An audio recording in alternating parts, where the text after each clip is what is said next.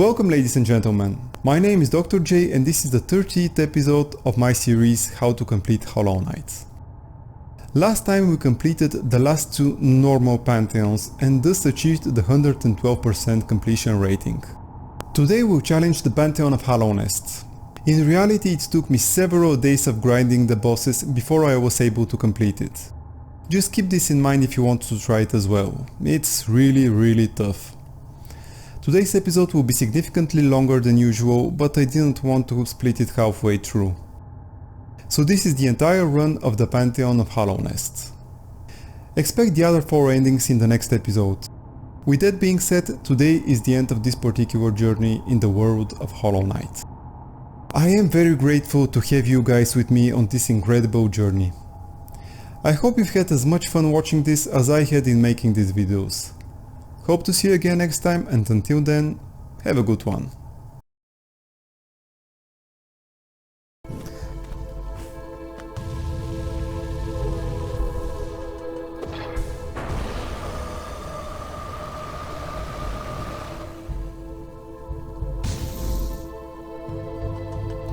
The entrance is a little bit tricky to find. You have to go to the hot springs on top of the other pantheons, above where the bench is, and then jump through the top of the ceiling.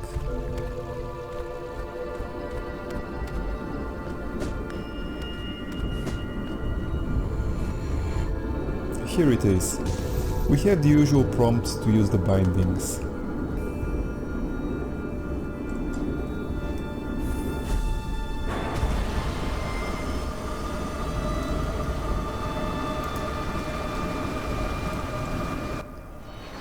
The Vengefly King still has only one attack. The U-shaped swipe that's relatively easy to dodge and you can still pogo jump him during it. He can also still summon Vengeflies, which you again should prioritize. The major difference in its ascended variant is quite obvious. There are 2 Vengefly Kings you have to deal with. There are no changes to the arena thankfully, so the fight still remains largely the same.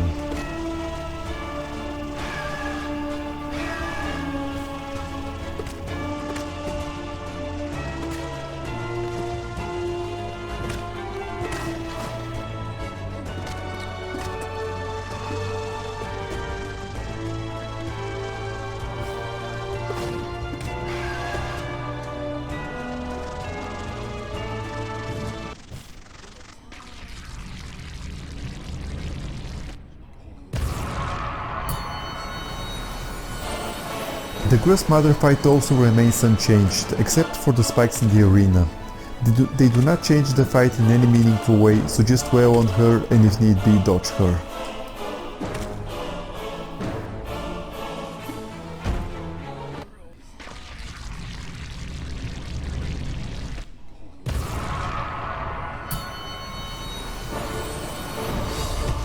False Knight is literally the same fight as before, no changes whatsoever. I'll repeat his attacks though just as a reminder. The leap attack and charge attack are exactly what they sound like.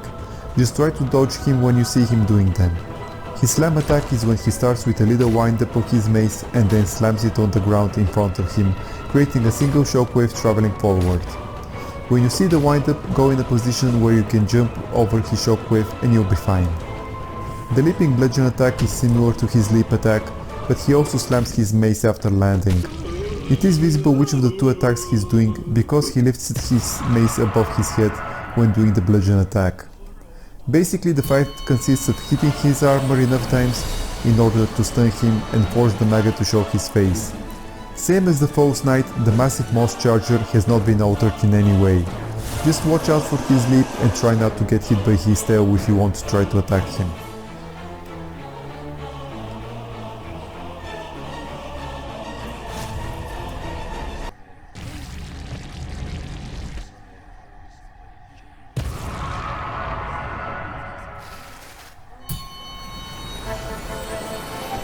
Hornet in the arena are also the same as usual. She has 3 attacks, a charge that can be performed both on the ground and in the air, an AoE attack, and throwing her nail. The charges and the throw simply have to be jumped over. Her AoE attack is still as annoying as ever. My advice is still to try not to jump too much and wait for her attacks using every opportunity to punish her. Only heal when she's stunned, as doing so otherwise leaves you very vulnerable.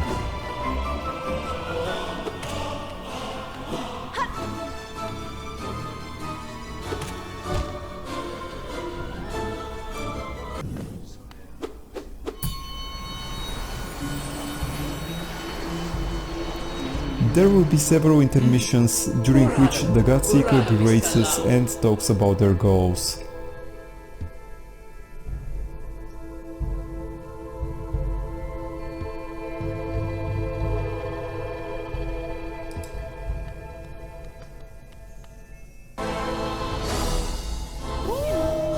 In the Gorg fight, the arena is changed by leaving only 3 platforms on the ground level. This actually changes the difficulty significantly, as it makes it much harder to dodge his light spears. As far as attacks go, there isn't much change. He still spams his light spears and still gets an increased rate of attack at low health. If you want to use spells, the best time is when Gorb summons his light spears. While he's doing that, he can't teleport.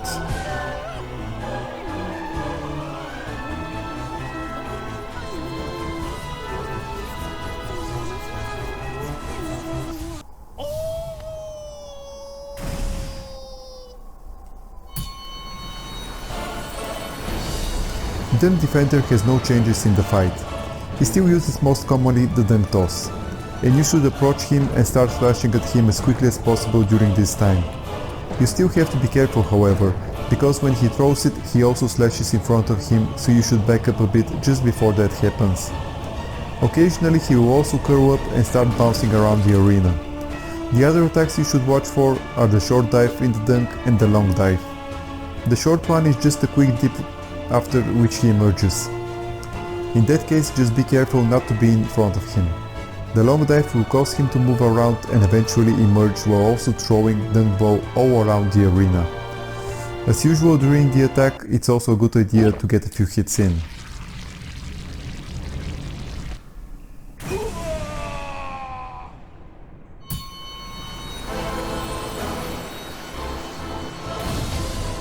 The difference in the Soul Warrior fight is the inclusion of follies that spawn constantly during it.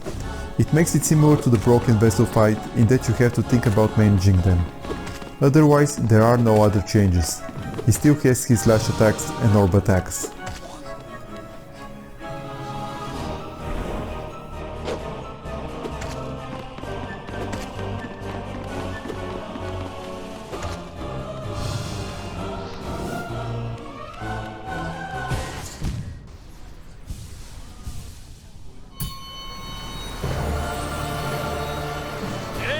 Oh hi Tiso, what are you doing here, buddy? Well, that was unexpected. Anyway, the Brooding Molech fight. There's not really any changes to speak of. The platform in the middle of the arena is removed, but that shouldn't impact your strategy in any way. Your best bet is still to stand next to him and keep attacking him while watching out for when he'll slash. He's still spewing corrosive liquid and he still can occasionally jump.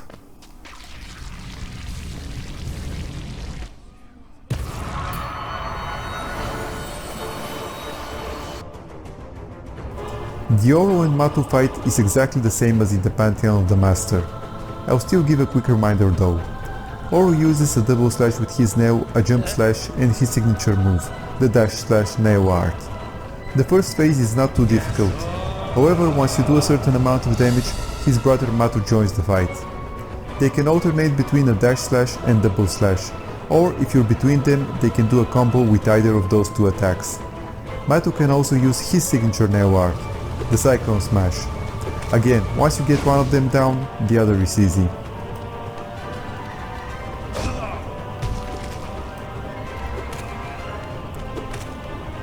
It's a good idea to invest all of your souls in the Spirit spell, since most of the time you'll be able to hit both of them, and if you start the fight with good health, you won't have to worry about healing, since you'll get a bench after the fight.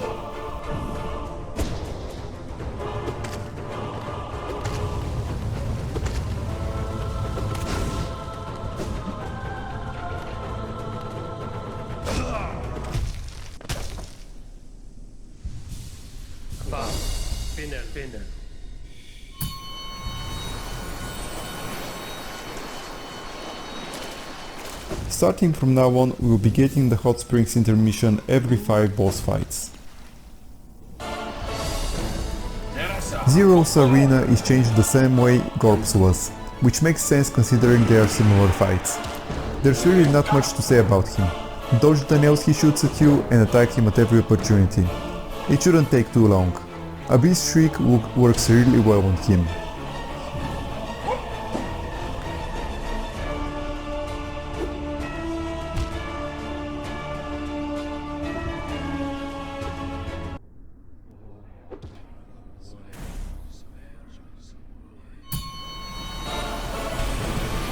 The Crystal Guardian fight hasn't changed a lot.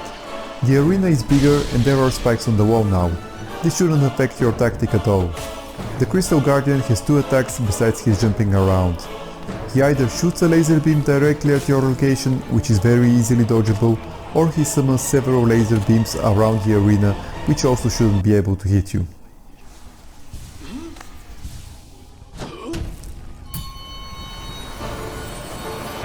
The Soul Master is another fight that remains the same. He still has his homing orb, his dive attack and his orbs that circle around him. Again, there's not much to say as he's a very easy boss, albeit somewhat annoying with his teleporting BS.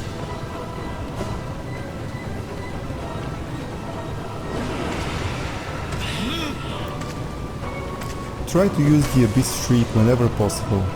It's not easy to get the timing right, but you should have plenty of opportunities to hit him with it. The other spells are not quite as useful.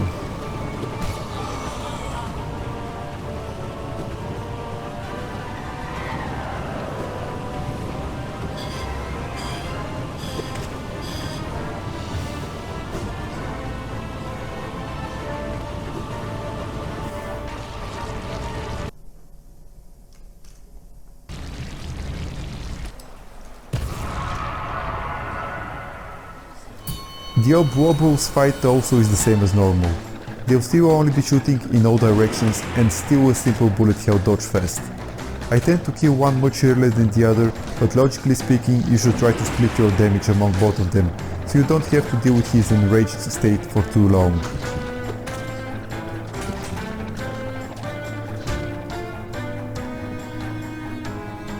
In this fight the Abyss Shriek really shines. Try not to get too caught up in attacking though, since you need plenty of health for the next fight.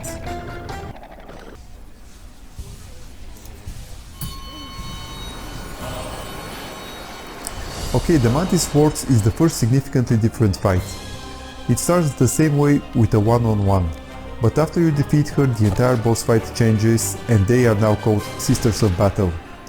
At this point all 3 of them attack you simultaneously. They do retain all of the same abilities, but against 3 of them the fight becomes much more hectic and there's pretty much zero chance of you healing. I'll quickly recap their attacks. They can charge you, do a vertical smash attack, or stick to one of the walls and throw a spinning blade that acts like a boomerang. As long as you manage to defeat one of them, it becomes so much easier. Just keep dodging their attacks and only retaliate when it's somewhat safe. A spell build is really advantageous in this fight.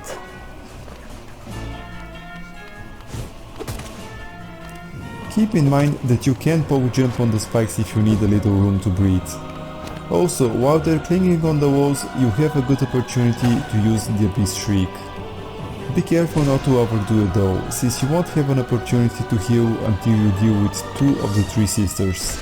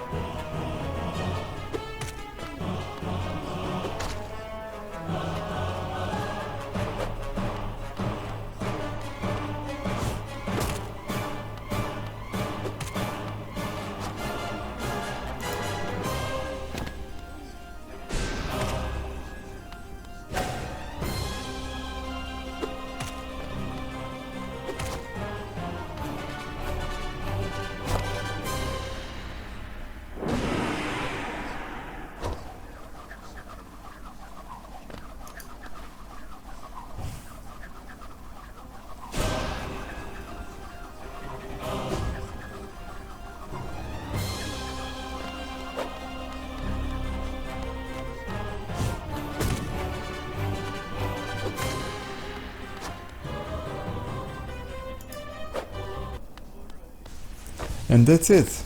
A difficult fight for sure, but there are way tougher ones still to come.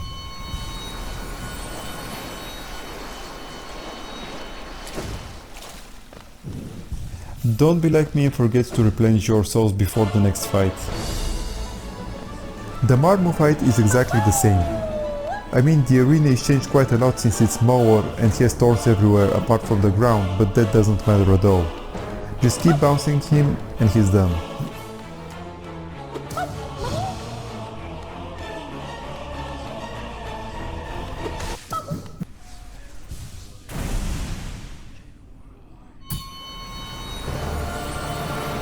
There are some changes in the Fluke Marm fight.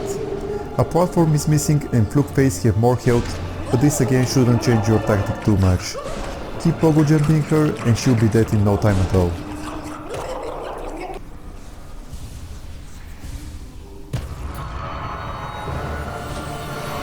The broken vessel fight is identical to the normal one, so I'll just repeat myself. He has a ground and aerial charge, a flailing attack where he slashes left and right 4 times, a horizontal smash attack, and an eruption move where several blobs shoot out of the ground.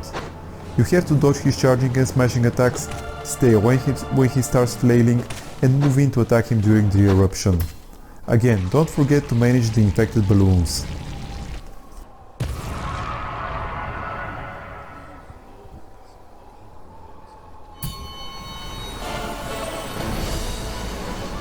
The Galian fight is also unchanged. His only method of attack is still to send sights bouncing around the arena. Not particularly difficult to dodge, and you have plenty of time to slash at him. A beast shriek is also very good in this fight.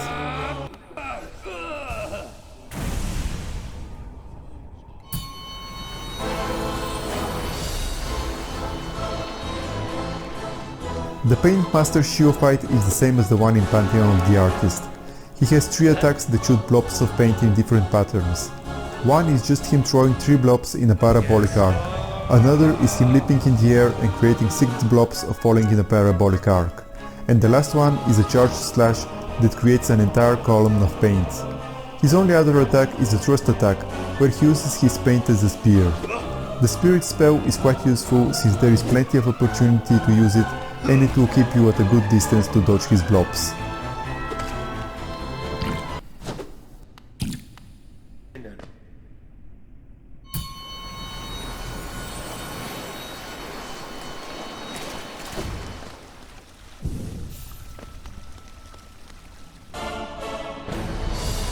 The High Knight has not changed a lot, but he is more aggressive right from the start. The only hard to dodge attack is one where he summons 3 clusters of stings that shoot at every direction. His other attacks are a teleport slash, a charge, and him vomiting a dozen hivelings. While he's vomiting, it's a perfect opportunity to get a lot of damage done.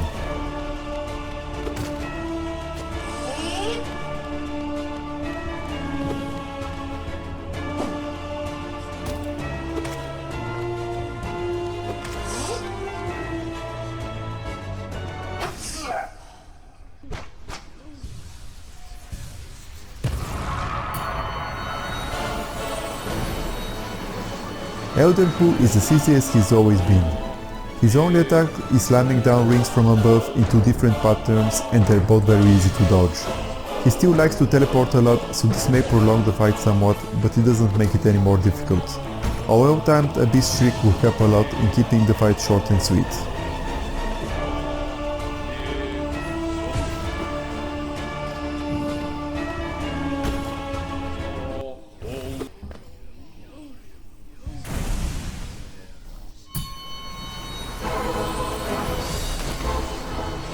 The Collector fight is largely the same as before, however he now drops down enemies from the Colosseum Trials.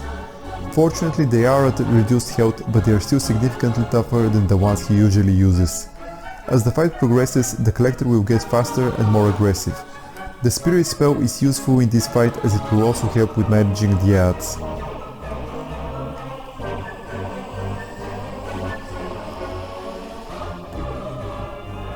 Something to keep in mind is that although the Collector is a void being and thus you can't generate souls off of him, when he's staggered you can still dream nail him and this will give you souls.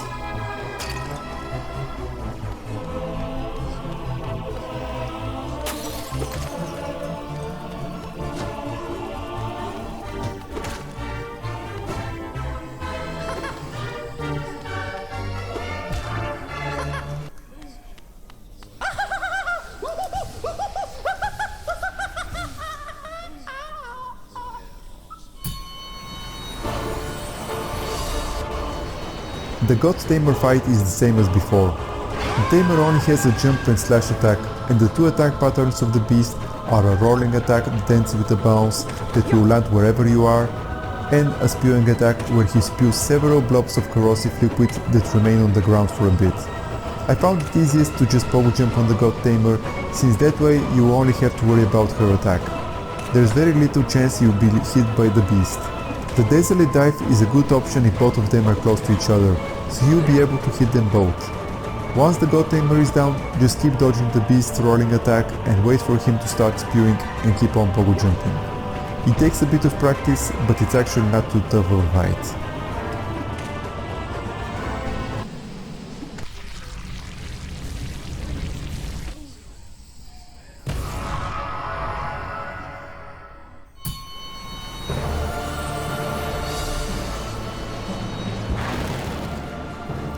Troop Master Grim is also the same. The first attack is him swelling like a balloon and continuously shooting fireballs for 9 seconds. They are not too hard to dodge, and if you're good at power jumping, you could always bypass the entire attack by jumping on his head. He won't take any damage, but you won't have to worry about being hit. He has an attack where he opens his cloak and firebats fly from it in predetermined paths. This is one of the best attacks to get a hit or two in. He also has two similar dash attacks. One starts from the air and continues on the ground, and the other is basically the same but in reverse, and it ends with fire raining from the sky. His last attack is bringing forth spikes from the ground. This is a good opportunity to heal if you have the quick focus charm, or even if you don't. There is an interesting strat that you may want to try, especially if you're using a spell build.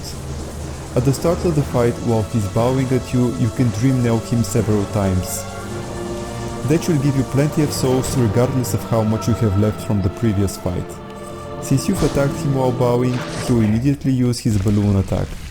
At this point you should just go below him and start spamming Abyss Shriek.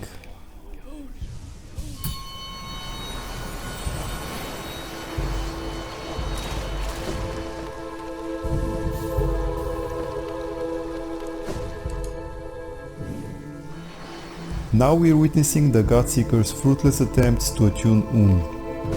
Whether this favor is because, like the White Lady, she consciously suppresses her powers, or she simply lost them for some reason, we can only guess.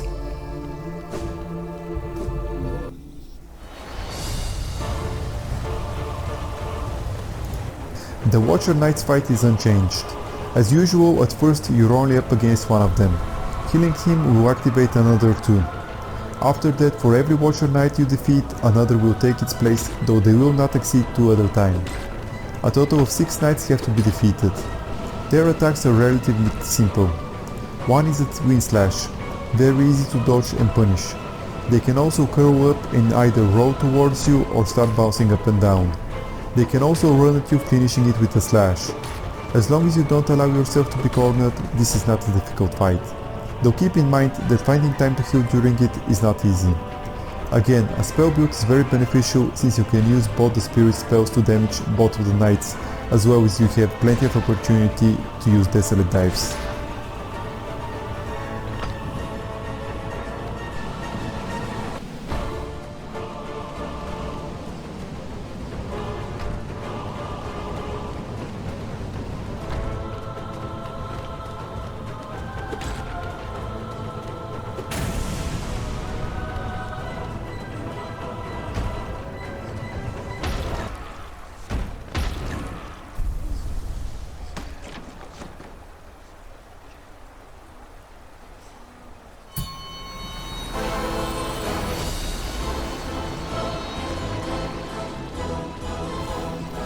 The major difference in the Uomu fight compared to the one in the Pantheon of the Sage is that the acid in the bottom has been removed. It is replaced with a poisonous cloud that damages you. It shouldn't make too much of a difference, but it's just another thing to keep in mind. Otherwise, the most annoying part still remains the need to go the Oma score to hit Uomu. But with some patience, you get it done without using too much masks.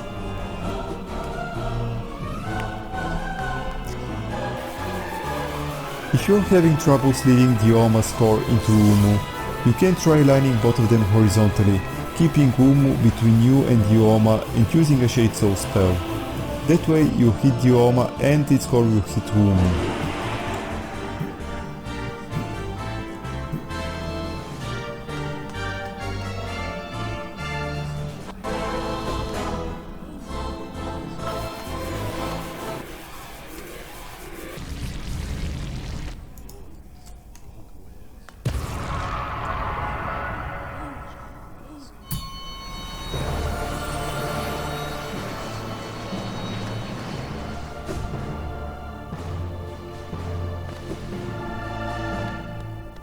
Okay, so we've reached the Nosk fight. This has possibly the biggest difference out of all the refights. The fight now looks more like the Vengefly King's fight than the regular Nosk fight. He moves very similarly to Vengefly King and he also summons ads. The difference being that the ads are not Vengeflies but instead infected balloons. He also retains his normal Nosk attacks. The spewing of blobs of infection and the infection rain. I find this fight to be much harder compared to the cheese strat for the regular Nosk, but easier than normally fighting him.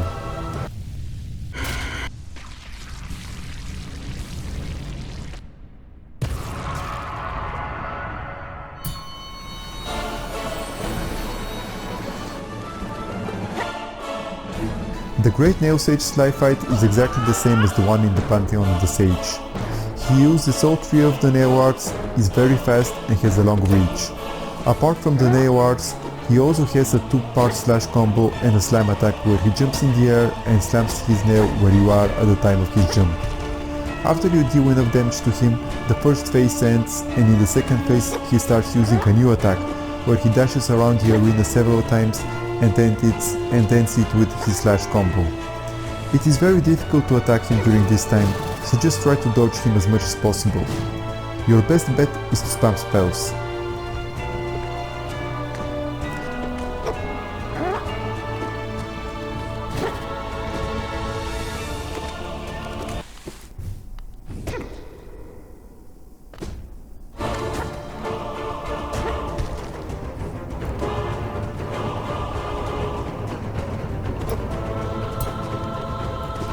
Keep in mind that while Sly is bowing to you, you can still Dream Nail him twice and recover a significant amount of souls. This is quite important as the next fight, while much easier, is nothing to sneeze at. The Hornet fight also does not have any changes. As usual, the Spirit spell is very useful. Overall, this fight is a bit of a break before it gets really tough.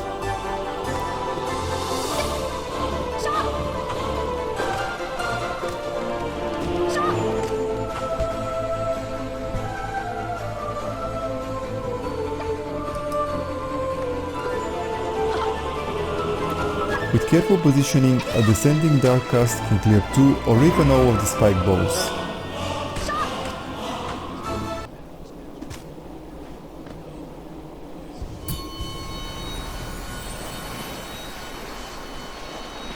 Again, don't forget to refuel your souls at every intermission.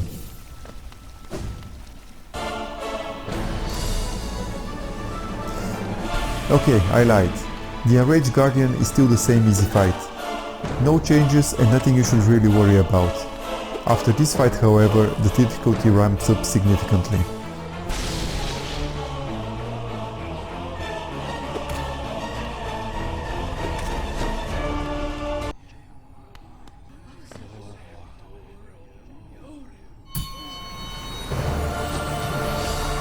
Next up is Lost Kin. While he doesn't have any changes, the fight in itself is difficult enough to be wary. Try to retain as much health or souls as possible for the next fight. Again, managing the infected balloons is key.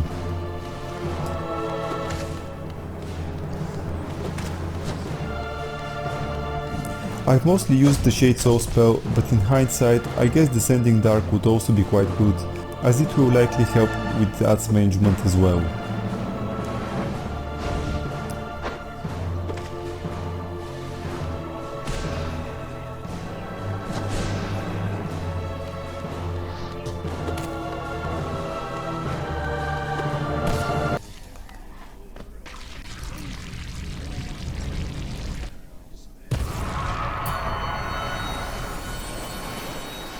The no ice fight in the Pantheon of Hallownest is extremely annoying. There are thorns everywhere, and on top of her spirit summoning and constant teleporting, it is very difficult to get to her and actually damage her. This is the fight where the spell build probably has the biggest advantage compared to a nail build. You also have to worry about the next boss as well, so try not to take too much damage.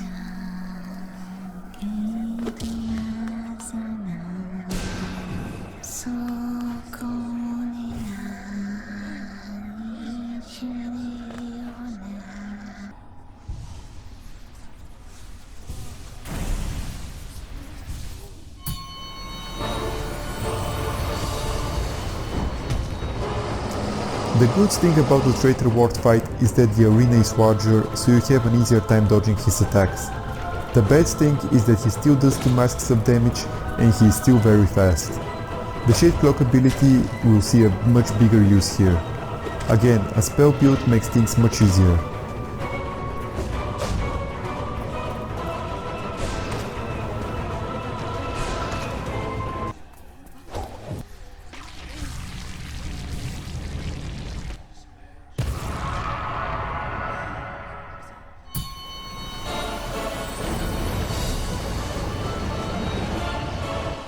The White Defender fight is the same as usual.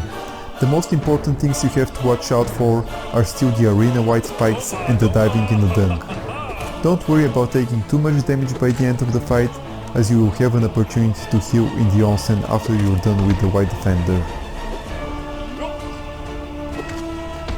A very interesting but very difficult to pull off strategy is to keep juggling him in air when he curls up and does his bouncing attack.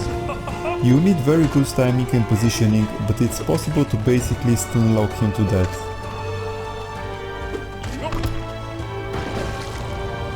Another strategy that requires great timing and positioning is to use the Abyss Shriek when he bursts out of the ground. Again, difficult to pull off, but will save a lot of time.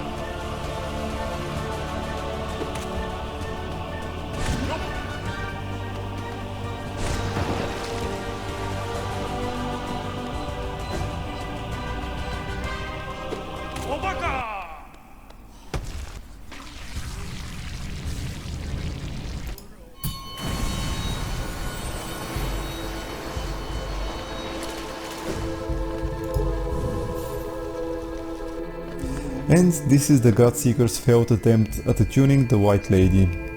The Godseeker wonders why she diminishes herself, but we know it's got nothing to do with them. She has simply chosen to exile herself due to the guilt she felt from the creation of the vessels. The Soul Tyrant is the same fight as usual. Be prepared for a long fight, so try to be cautious and not take too many risks.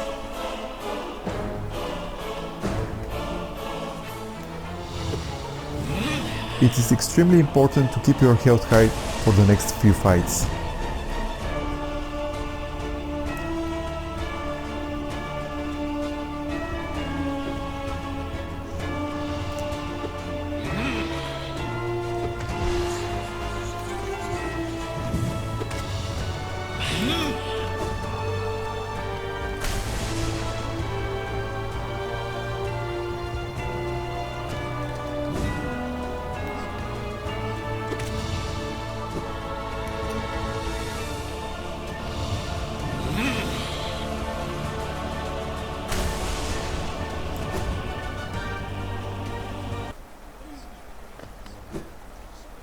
Like I said, the fight is quite long and there is not really much you can do to speed it up significantly. Still, there's also very little risk of dying and you have plenty of opportunities to heal up and keep your soul tanks full.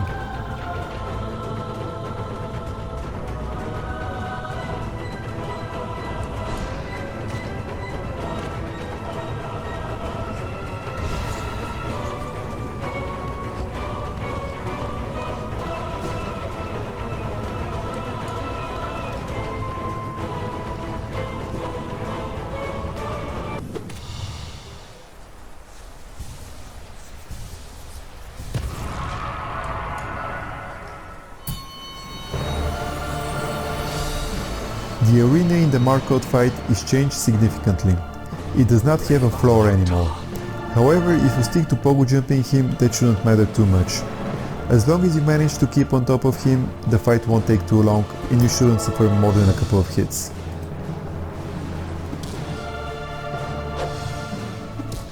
A relatively quick kill strat would be to position yourself below him when he starts his shoot attack and then spam a Beast Shriek. In any case, make sure you get your health up as much as possible for the next fight.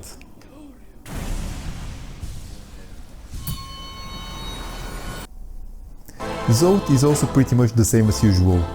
As a reminder, his attacks are a funny looking flailing attack while running towards you. He can also summon several types of Zodlings, and at the end of most of his moves he generates shockwaves. At the end of the flailing attack, when he falls down, he also generates shockwaves in both directions. The shockwave attacks are a leap at the spot you are and a slam with his nail, similar to the Soulmaster bomb dive, and at the end of the flailing attack when he falls down. Both of them generate 2 shockwaves in both directions at the place of impact. The flailing attack is a great time to pogo jump him. You can get lots of hits in that way. Don't underestimate him, be patient and try to conserve as much health and souls as you can.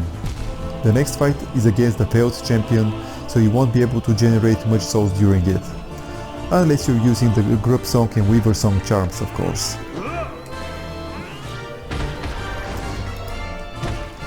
If you can manage it, a good way to make the fight go a bit quicker is by using Descending Dark when Zod falls down after the flailing attack. However, if you're not using Shaman Stone and you consistently manage to get 3 nail hits in when he falls to the ground, it will do almost the same amount of damage, so it doesn't make much difference.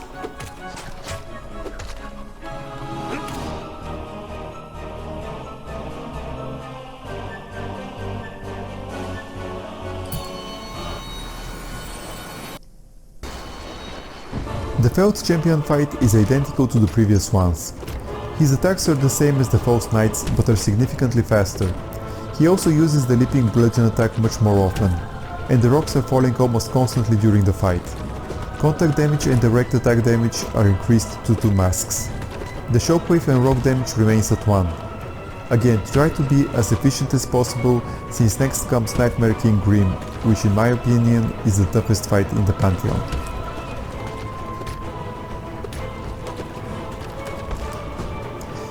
A quick kill strat you can use if you're using a spell build with the Shaman Stone is to stand next to him, spam a Beast Shriek until he staggers, then replenish your souls with the Dream Nail. Repeat this until he's dead. It is a risky strat though, since both his attacks and contact damage is 2 mass, and considering the next fight, I think it's better to be a little more cautious. And if you don't have the Shaman Stone, you can't use this strat anyway.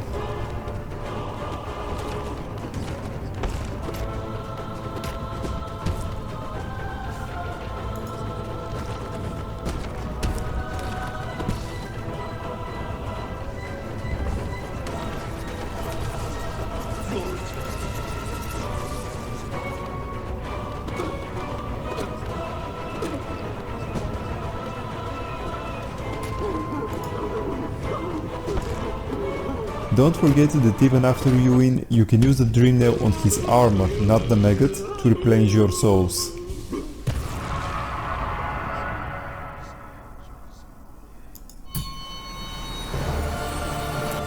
Nightmare King Grim has received several changes from his previous form, though his God Helm appearance is pretty much the same as the one you could fight in the main game if you went that route. The fight is very fast paced and you have very little room to react. His attacks are as follow. His Fire Bats attack remain one of the best moments to attack him, as it retains the same pattern as always, so you can easily time a shade dash through his last Fire Bat. His 2 dash attacks are basically the same, with the slight difference that he will leave a flame in his wake that lingers for a bit. His Cloak Spikes are still a great opportunity to heal up. Nightmare King Grim summons 4 large Pillars of Flame. He remains stationary in the air throughout the attack. The pillars are summoned one after another. Each pillar starts forming where the knight was and reaches the top of the arena. As a pillar begins to fade away, a white shorter flame appears and remains on the ground for 1 second. With careful manipulating of the pillars, you can squeeze a couple of hits during this attack. The attack where he swells like a balloon and shoots fireballs is the same, but the fireballs travel faster.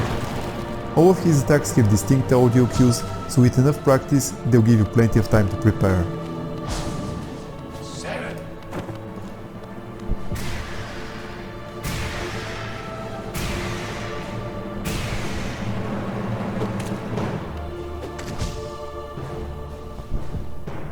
Using Abyss Shriek during the balloon attack is again viable, but it only makes sense during his third balloon attack, and only if you're near max health, since you most likely lose 6 masks while using the spells.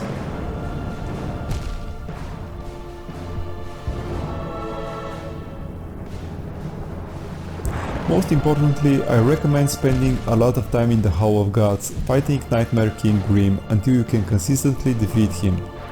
It is so crushing to spend so much time in the Pantheon only to lose to him.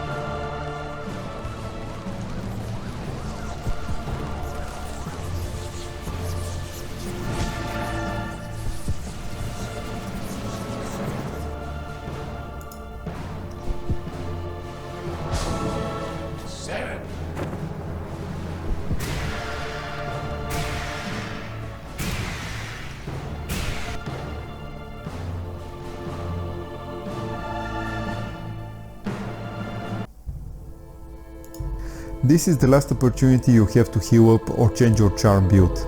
You will get a full heal after the Pure Vessel fight, so just try to survive it and change to a build that would be most beneficial for the Absolute Radiance fight. The Pure Vessel fight is identical to the one in the Pantheon of the Knights. His attacks are as follow.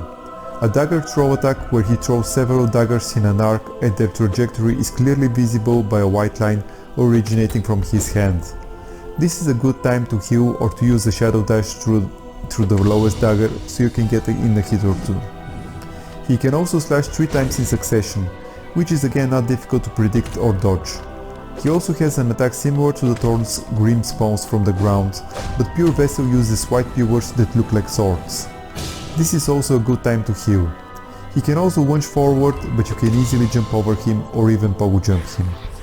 The one rather unusual compared to the other boss's ability is his parry stance. Again, it is clearly visible, but when he enters it, if you attack him, he'll quickly counter-attack. He can also use an AoE attack that creates a bubble around him, as well as in several random spots in the arena. It is again very easy to dodge and will give you time to heal or even cast a spirit spell. And his last attack is a Void Tendril attack.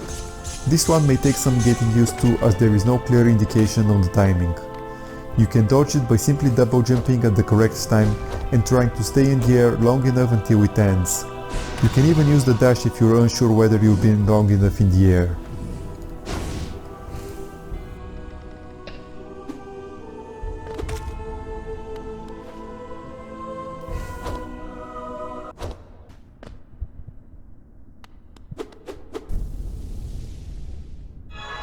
Immediately after the fight, the cause of all the corruption in Hallownest finally appears. The old ruler of these lands, Radiance. Absolute Radiance has a ton of health, constantly teleports and has very annoying attacks. They are as follow. Absolute Radiance will summon a wall of swords that travels horizontally from either side of the screen. There is a sword or two missing in the wall that will allow you to go through the gap. She also has a similar attack, but the swords travel vertically, again with gaps in the wall. Another is a light beam attack similar to Gorb's. She creates several beams in a 360 degrees angle with her head as the point of origin. She does that 3 times in succession with the angles slightly different during each set. Absolute Radiance can also use swords instead of light beams, but the pattern is almost identical. Next is the Homing Orb attack. It is very similar to the Gulkas attack. I find this to be the most annoying one. It is possible to off-screen the orb or make it collide with the floor, but considering she continues using other attacks while the orb follows, makes the whole ordeal extremely annoying. Her last attack is creating spikes on the ground that cover roughly half of the platform. She only does this in the first 2 phases of the fight. The spikes are not a big concern. Yes, they do limit the space you can maneuver, but otherwise they do nothing. Now on to the fight itself. The first 2 phases are fought on this initial platform and you simply have to do enough damage while avoiding all of her attacks. Try to keep your soul tanks nearly full, since after the second phase ends you have plenty of time to heal. After you deal enough damage, she will fall down and this is your chance to heal. Eventually she'll disappear and several platforms will spawn. After climbing high enough, she'll appear again and start using all the previous attacks except the spikes. Since you're now fighting on small platforms, her attacks are much more difficult to dodge, but still very doable. Personally, my strategy was to keep pogoing her, since this allows me to constantly damage her while being in a good position to dodge her attacks. You can heal during this phase, but it's not easy. I think the best timing would be when she uses her light beam attack. As long as you have good positioning, it's relatively safe. Eventually she'll fly off again and start hammering you with light beams. Again, you have to climb high enough to reach her.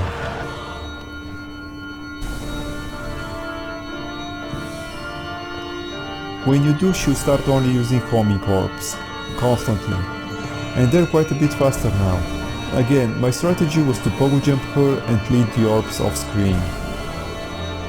This is more of a battle of attrition. You basically need to do enough damage before she kills you. Eventually, you weaken her enough to allow the void entity inside of you to burst out and finish her off.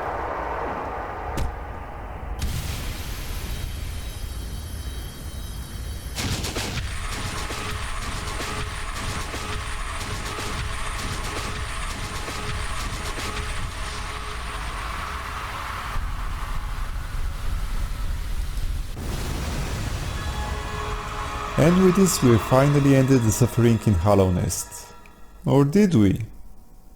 Considering what happens afterwards, I'm not sure if we've not simply replaced one evil with another.